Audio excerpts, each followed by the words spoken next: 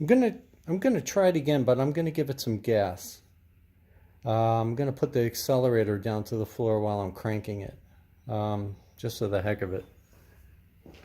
It smells dry. I don't smell a lot of gas. So we'll try that.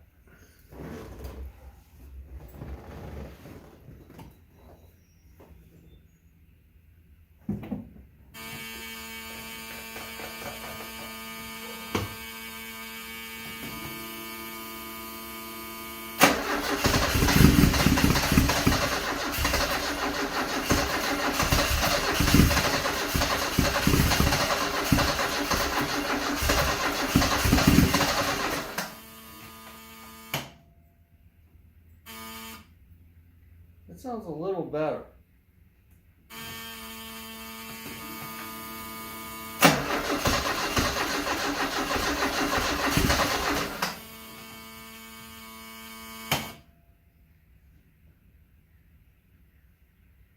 The fuel pressure light is coming on when I pump it.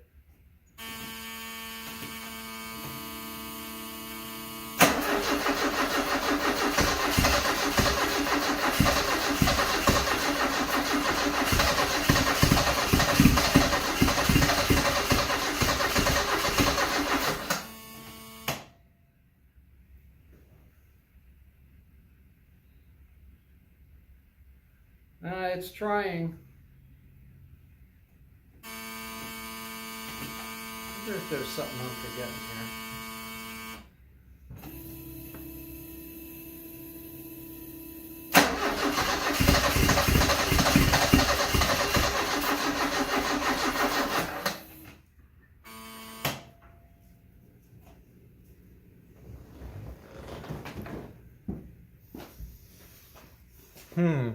I don't know. Let me look around, see if it's actually getting gas.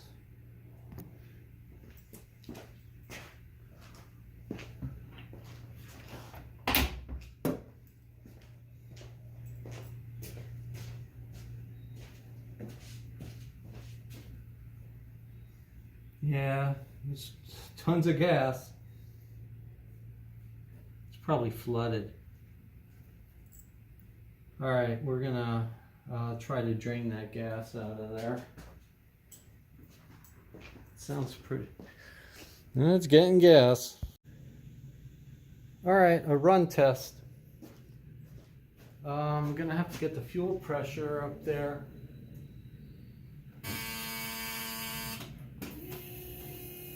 Oh, fuel pressure is there.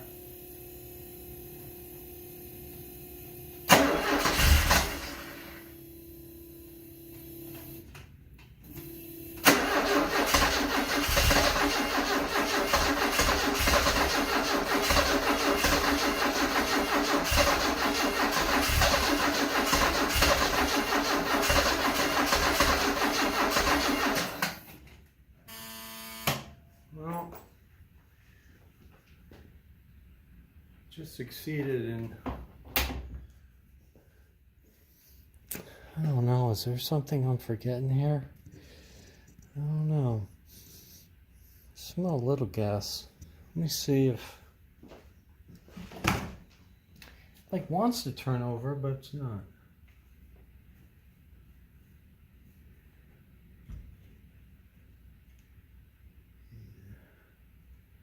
I am getting spark. All right, back to the drawing board. So what I did is I hooked up a golden lodge to the spark plug wire, grounded it against this little device here, which is a it's like a air distribution for idle, and it works fine. So I'm going to put the golden lodges in and try to start it. All right, well, it's been a while. I've actually been doing a lot of diagnostic work, and here's what I found out. The battery I tested for, of course it's fully charged, and I tested it for cranking volts, and I have at least 10 cranking volts, which is good. So the battery is good. In other words, just because a battery shows full voltage doesn't mean it's actually good. It's cranking volts that really matters. The car is turning, and then what I did is I used I tested each of the, I bought a remote starter. That's around here somewhere, that's not it. But I bought a remote starter, and what you do is you connect it to both of the terminals down on the starter. Of course, I've got this disconnected. I got to reconnect that.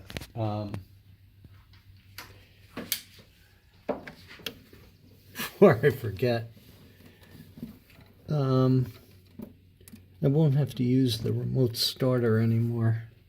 But anyway, what I did is I tested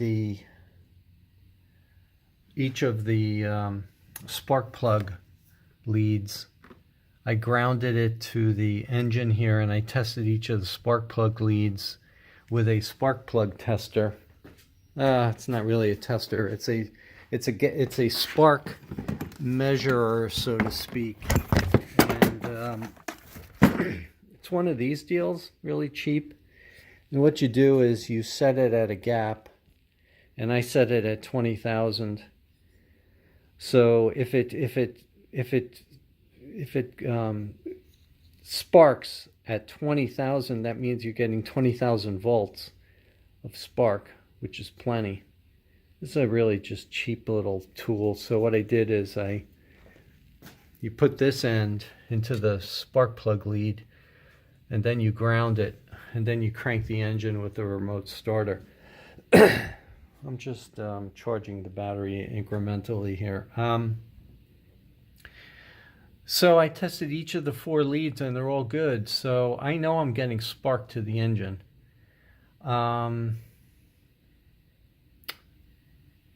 So that kind of sums up where I am with the charging system. So then the other question is, what about the spark plugs? So what as I did, I took my handy tester here, and I'm testing the resistance on the contact between this point right here and this point here, just to test the resistance. And it should come up with, around 7,000 to 8,000 ohms. So these were the plugs that I used. Now, these were plugs I had left over from my old car. These are the original plugs. And I tested each of these 4 plugs, and 3 of the 4 are bad. 2 of them are showing open, and 1 of them was good. That could be my problem with it not starting. Now, just for the heck of it, I tested the golden lodges. And the golden lodges showed all bad, meaning I tested the resistance from the top of the connector down to the point at the very end here. This design is much different. This design has the insulator over there. I mean the leads over there, but I'm going to continue to test these. I mean, I can't imagine all 4 are showing open unless I'm testing it the wrong way. So let me do some work on that, and we'll get back to you. I'm going to try to start it this time. I'm going to juice the throttle a little. Sitting in the car, of course, if I can get in this thing. Yeah.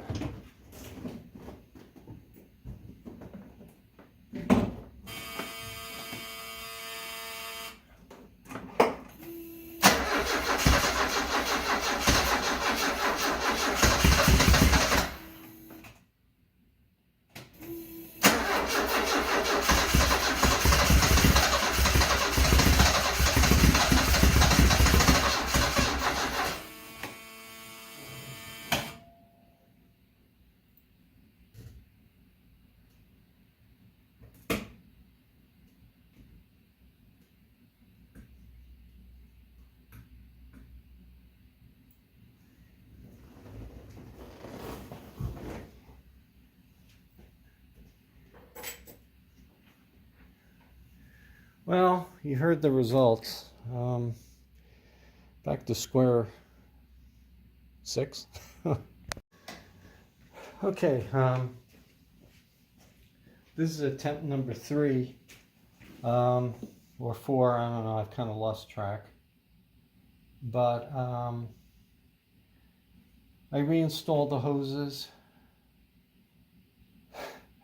did the, put the coolant in, or enough coolant, redid the wires, and we're going to give it another shot.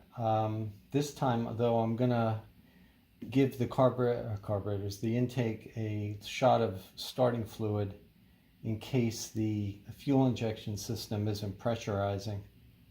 So we'll give it a shot. I'm going to add some juice right now. And I guess I'll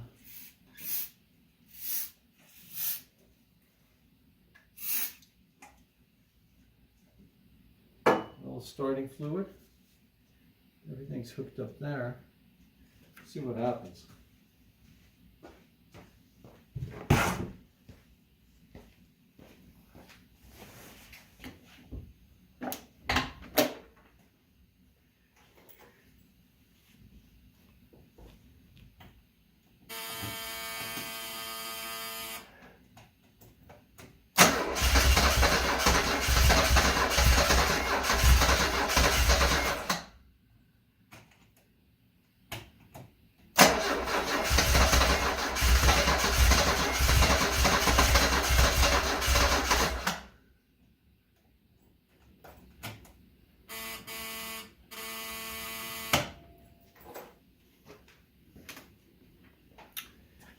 It sounds like it wants to go.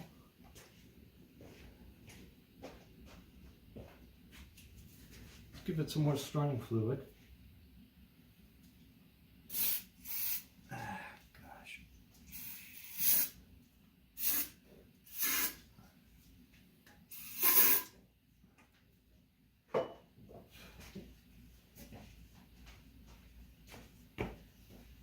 I think I did everything.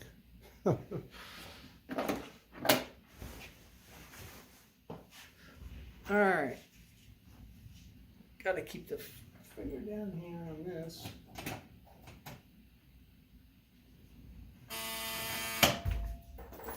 Oh, you know what?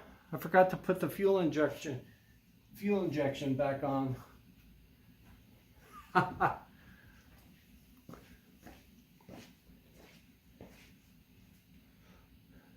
forgot to put the fuse back in. So there's no, oh, that's stupid. You know, I gotta write stuff down.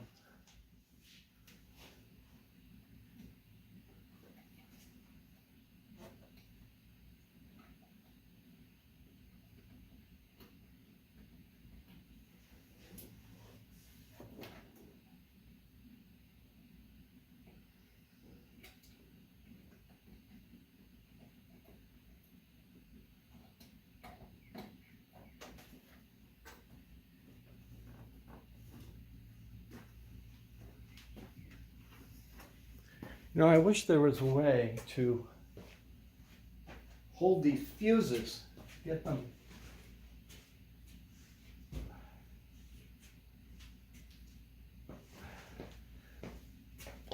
Got to use pliers. This is a small junction box.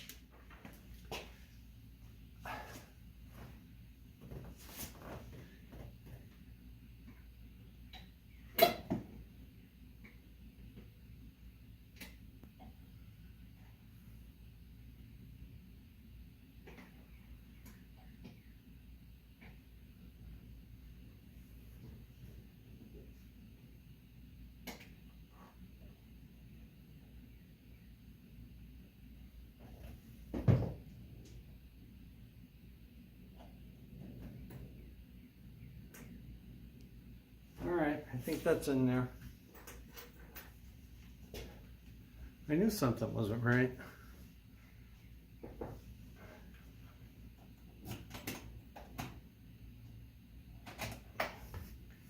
Now, of course, nothing is going to happen without putting the battery. Let's get some fuel pressure.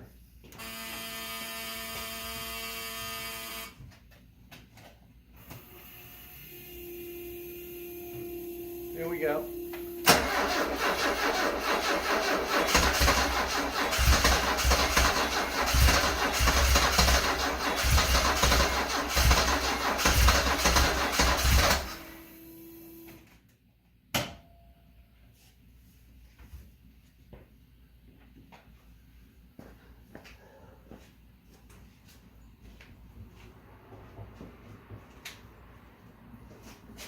Let me give it another shot.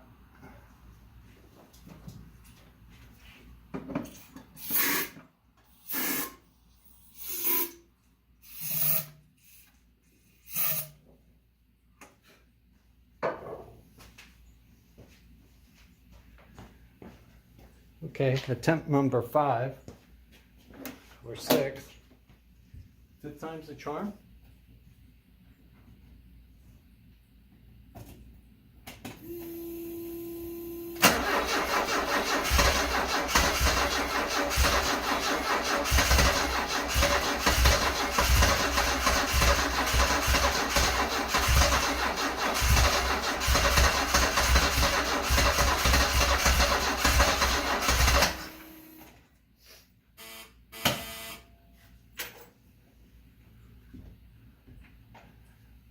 Well, I don't know.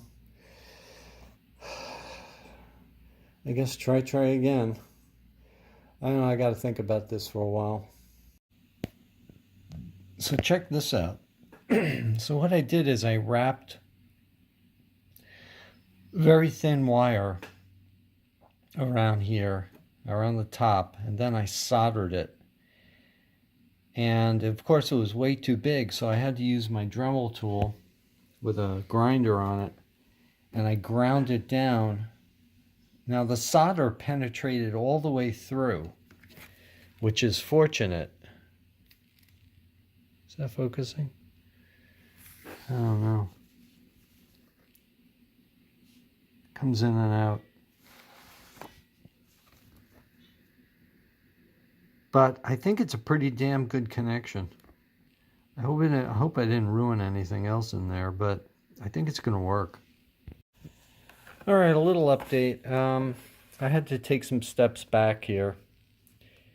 This is the coil wire, the connection that goes into the, let's see if we can get focus on that.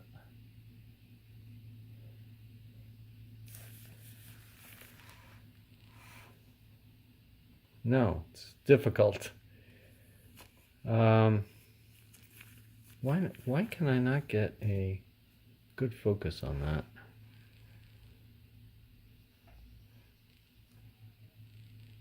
Is that me or is that Memorex? Anyway, there's a crack there, right here. And this goes into the distributor. So I've got two choices. I could replace this connection, I could replace the whole thing, or do a repair. What I'm going to do is wrap wire around the end here to snug up this connection, to keep that hunk of, I'm going to have to do a kind of a fine wrap job with very fine gauge wire, which I'll have to get out of my parts bin here. So that's an update on that.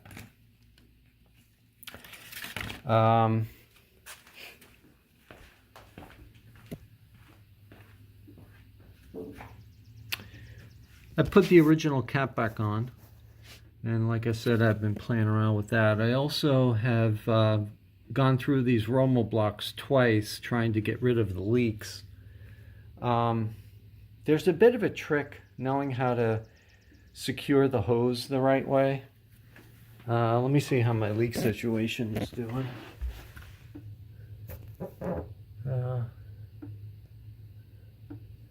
That's not too bad. It's better than it was before. This is a little bit hard to describe, but the rumble block has to be cinched down with just the right amount of pressure, number one, and number two, the hose has to fit over the housing, if you will, the right way, the right amount. Now these are original hoses, which makes it a heck of a lot easier to accomplish. Aftermarket hoses are a pain in the neck, but I think I've got a leak on this one over here that's angled. I got to put a little bit more tension on that hose. It's cinched down pretty good. Of course, what I try to do is get my finger under there to see if it's leaking from the underneath, and I think that one is, although it's a heck of a lot better than it was a few minutes ago. And I thought I had it cinched down pretty good. So hopefully we'll get some coolant in here, we'll get that fixed. We'll try to turn the engine over again.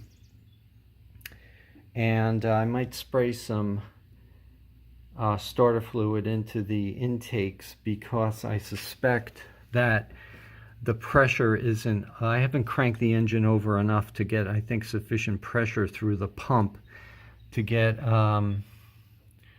a good amount of fuel going in there. So we're going to get to that and maybe try to restart it a little bit later.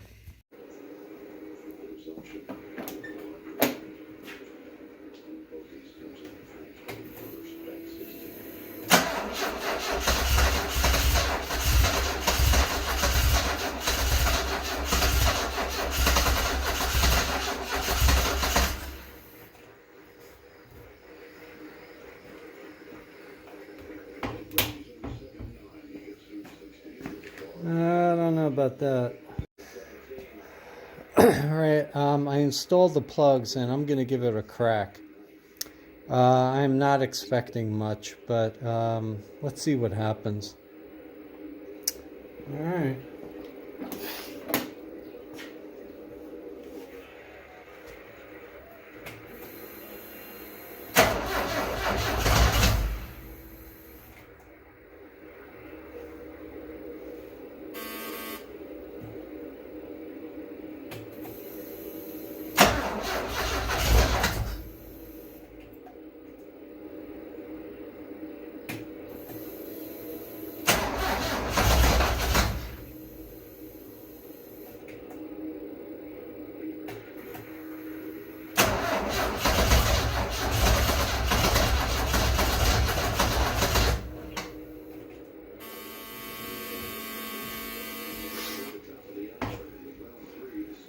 Sounds very clunky. I don't know. Let's take a look. A little update on the lug nuts, as I have the Masters golf tournament on in the background. These lug nuts rusted. Now, if you'll recall, I treated these with evaporust. And the thing is, with the evaporust, I think you've got to soak it in water and scrub them or something, because they will revert. They will rust actually almost worse than they were before. That's a nice one. That must have been the spare tire. So what I did is I used a combination of an abrasive wheel, and on the inside of the threads I used one of these with my Dremel, and that cleaned them out pretty good. But I was very disappointed to see them rust to the degree that they did. And I cleaned the threads up as much as I could. So that's an update there. I turned the engine over a little bit more, and I am starting to smell a little bit of gasoline. So it looks like the pump is pressurizing to some degree. I think I got a pretty good charge on this, but I'm going to continue to turn it over for a while, and you know, just to work some oil into the other areas of the engine. Okay, well, it's Easter morning, and I fixed the leaks from the cooling system. So I took the plug, well, the plugs are never installed, but I'm going to turn it over, see if the starter works, and see if we have some rotation in the engine. We'll see how it goes.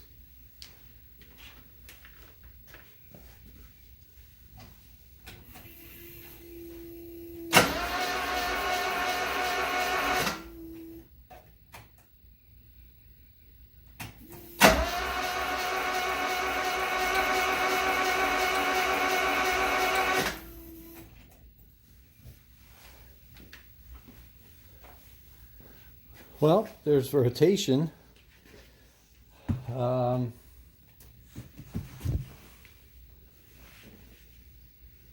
don't smell any gas, but I'm not surprised because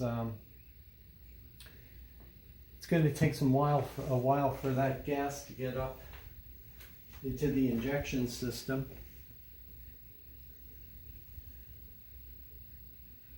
I don't see any leaks.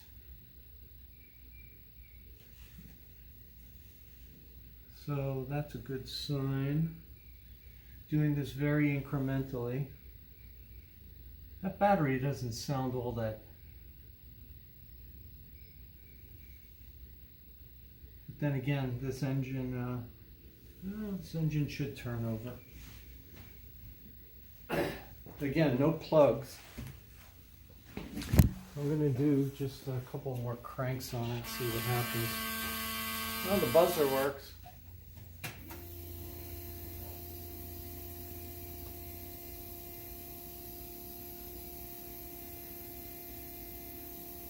That fuel pump is a little, I guess it runs all the time.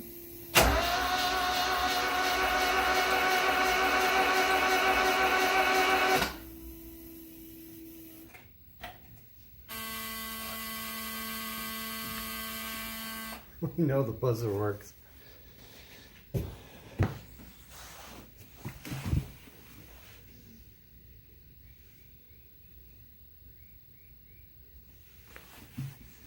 I wish I could crank the engine by hand, but I can't get, stupid me. I should have done it before I put the fan belt back, the fan on and everything.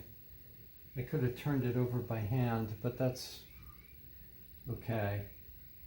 Well, anyway, I don't smell any gas yet, so I'm going to reassess. Fuel light went off.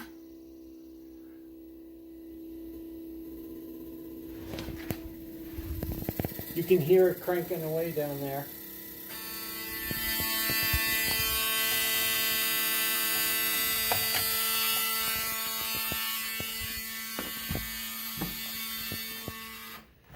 Gonna check for leaks.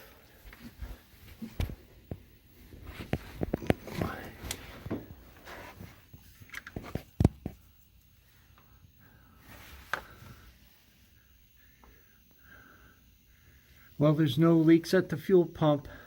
I don't see any leaks downstream. Let me go look at the speaker pump. That's where it all ends up.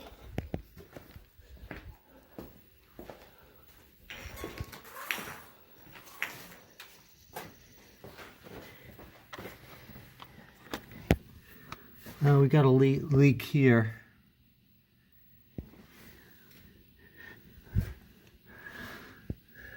That's wet on the fuel filter. All right, I'll have to look at that. So let me try to diagnose that and see what we got. Oh, well, I hate leaks. That's the annoying buzzer that I have to turn off. I'm not going to be able to do this with two hands. All right, well, I'm going to turn on the fuel pump and we'll see what we get.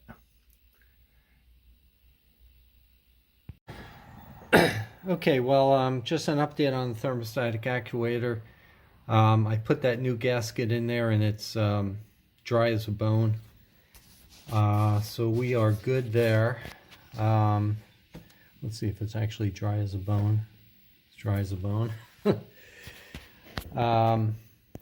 So I put about 2 gallons of coolant in there. I'm going to be adding some coolant later. I might try to turn the engine over. But what I'm going to do, I have to put these pipes back on. And I'm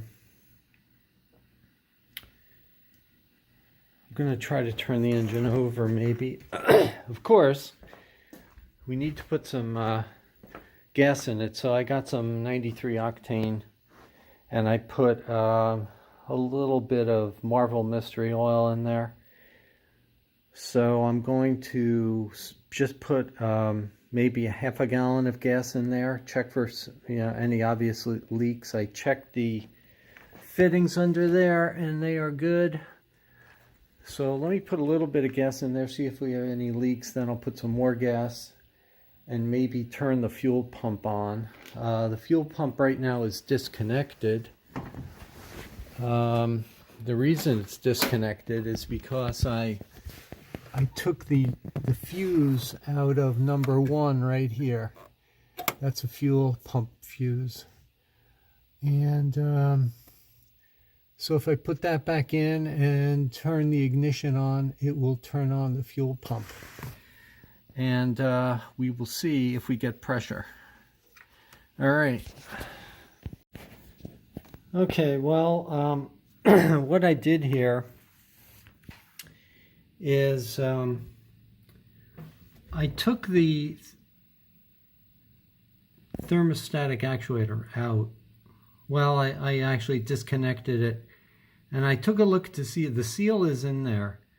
But what I did was I put some RTV in there and I reused the old actually I took the gasket off of the gasket that came with this actuator. I have two actuators, a dead one and this good one.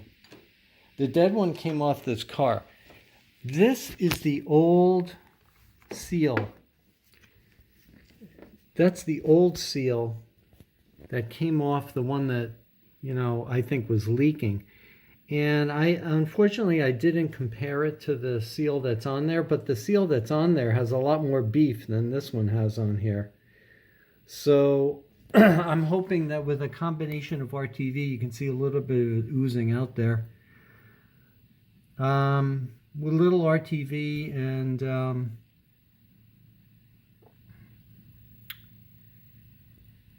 I'm just observing here. With a little RTV, I'm hoping that this will seal up. I'm pretty sure that's where the leak was. So I'm going to let that RTV seal overnight, settle overnight, congeal, firm up, whatever you want to call it. And then I'll refill the system and hopefully our leak issue is resolved. As much as I could tell, the leak was coming right from that area. On the underside, how it could leak that much, I do not know.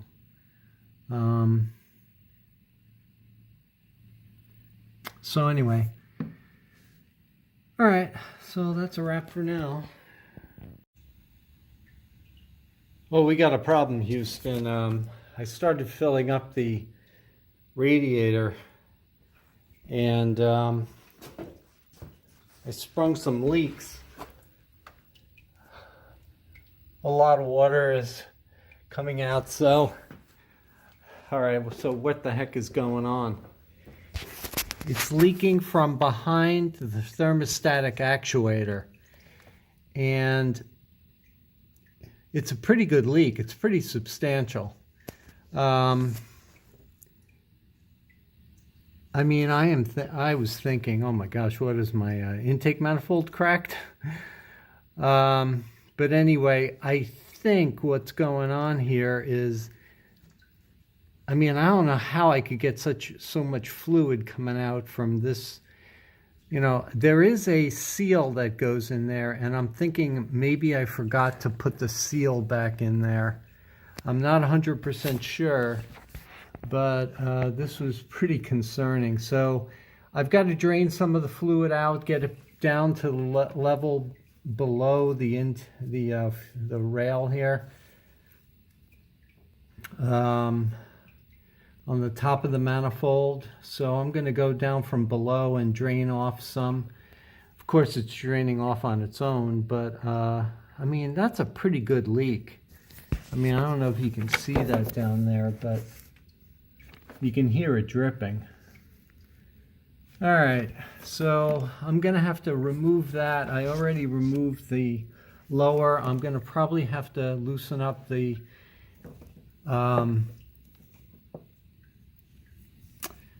injectors over here. I'm going to have to take those pipes out and bend them just a little bit to be able to slip this thing out and inspect what's going on.